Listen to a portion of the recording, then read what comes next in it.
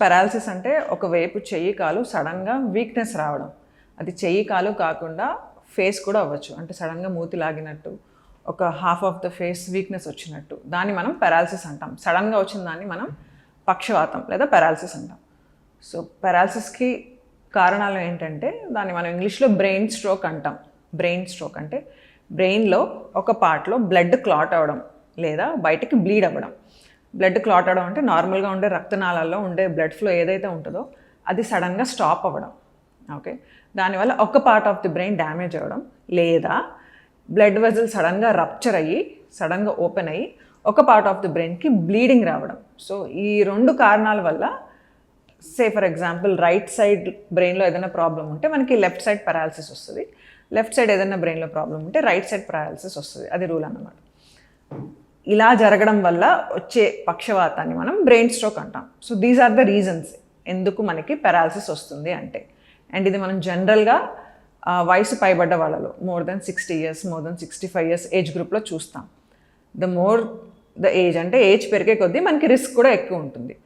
So ఇవి ఎందుకు వస్తాయి అంటే బీపీ ఉన్న వాళ్ళలో, షుగర్ ఉన్న వాళ్ళలో, కొలెస్ట్రాల్ లెవెల్స్ అబ్నార్మల్గా ఉన్న వాళ్ళలో, అండ్ అలవాట్లు స్మోకింగ్, డ్రింకింగ్, ఇంకా వేరే మత్తు పదార్థాలు, మాదక ద్రవ్యాలు తీసుకునే అలవాటు ఉన్న వాళ్ళలో, అంటే యంగ్ పీపుల్లో కూడా మనం ఇది చూడొచ్చు ఎవరికైతే ఇటువంటి అలవాట్లు ఉంటాయో.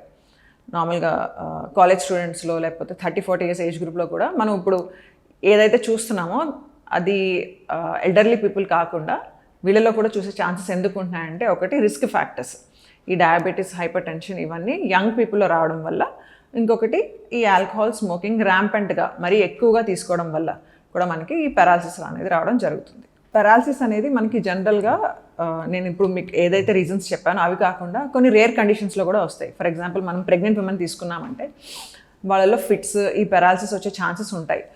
కొన్ని జెనెటిక్ కండిషన్స్ వల్ల కూడా ఈ పారాలిసిస్ వచ్చే ఛాన్స్ ఉంటుంది. ఓరల్ కాంట్రసెప్టివ్ పిల్స్ అంటే పిల్లలు పుట్టకుండా ఏదైతే కాంట్రసెప్టివ్ మెజర్స్ తీసుకుంటారో దానివల్ల కొన్నిసార్లు బ్రెయిన్లో బ్లడ్ క్లాట్లా ఫామ్ అవడం, దానివల్ల ఫిట్స్ రావడం, హెడేక్ రావడం, పారాలిసిస్ రావడం, ఇవన్నీ కూడా కారణాలు ఉంటాయి.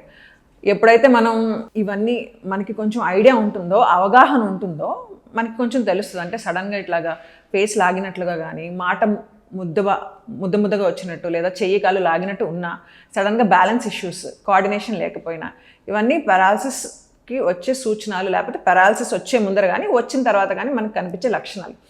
ఇవి వయసు పైబడ్డ వాళ్ళలోనే కాకుండా యంగ్ పేషెంట్స్లో కూడా వచ్చే ఛాన్సెస్ వస్తున్నాయి, మేము చూస్తున్నాం. సో ఇట్లాంటివి ఏదన్నా సడన్ లక్షణాలు వచ్చినాయి, sudden onset of very severe headache అలా ఏదైనా అనిపించింది, లేకపోతే ఫిట్ వచ్చినట్టు అయింది, చేయిక లాగినట్టు అయిందంటే డెఫినెట్గా బ్రెయిన్ స్ట్రోక్ వచ్చే ఛాన్స్ ఉంటుంది. ఫ్యామిలీ హిస్టరీ ఉందనుకోండి, mother father diabetic, hyper tensive, BP, sugar ఉన్నాయి, వాళ్ళకి హార్ట్ అటాక్ కానీ బ్రెయిన్ స్ట్రోక్ కానీ రిస్క్ ఉందంటే పిల్లల్లో ఇంకా అర్లీగా వచ్చే ఛాన్స్ కూడా ఎక్కువ ఉంటుంది. పారాలిసిస్ అనేది అర్లీగా వచ్చే ఛాన్స్ ఉంటుంది. 30sలో లేదా 40sలో 50sలో వచ్చే ఛాన్స్ ఉంటుంది. సో పిల్లల్లో రిస్క్ ఫ్యాక్టర్స్ ఉన్నాయనుకోండి, అంటే బీపీ ఉంది, షుగర్ ఉంది, కొలెస్ట్రాల్ లెవెల్స్ ఉంది, థైరాయిడ్ ఇష్యూస్ ఉన్నాయి, స్మోకింగ్, డ్రింకింగ్ హ్యాబిట్స్ ఇవి ఉన్నా కూడా ఛాన్స్ ఉంటుంది. సో వీటి వల్ల పారాలిసిస్ వచ్చే ఛాన్స్ ఉంటుంది.